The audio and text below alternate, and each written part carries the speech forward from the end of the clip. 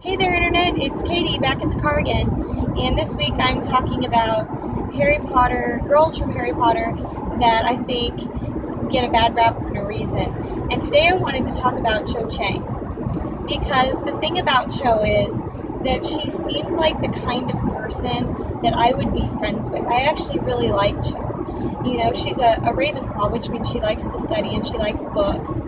But she's also really into sports, really into Quidditch, and I'm really into sports. I'd love to talk about that with her. You know, she's so into them that she's on the team, and she's actually pretty good. And she's a really nice person. When Harry asks her to the Yule Ball, she doesn't laugh at him when she says she already has a date. She's really nice about it. When she walks in on him and Neville covered in the Wimbledonian sap, she doesn't laugh at them. She's nice about it.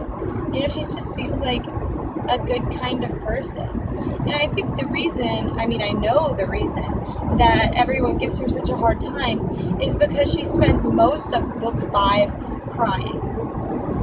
Which, honestly, if your boyfriend had been killed by Voldemort, wouldn't you spend a lot of time crying too? I don't know, that seems like a really dumb reason to not like a character to me. But the thing is that Cho represents the first girlfriend, Harry's first girlfriend.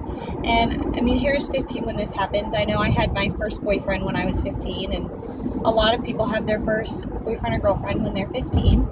And I think most of us find out that it's not that good of an experience. Hardly anyone comes away from their looking back on their first boyfriend or girlfriend and thinks, wow, that was so awesome, what a good idea. No. I found out after I broke up with my first, well, I guess he broke up with me, but whatever, after I wasn't with my first boyfriend anymore, I found out afterwards that he was like selling drugs or something, which in retrospect seems really obvious, but at the time I was just like, oh, he's so nice, he's perfect, he does everything just like me, which was not true at all. Like, what was I thinking about my first boyfriend? Like, I honestly, I pretend like my first boyfriend didn't happen, and a lot of times if people ask, I refer to my first boyfriend as my second boyfriend, I refer to my second boyfriend as my first boyfriend, or whatever.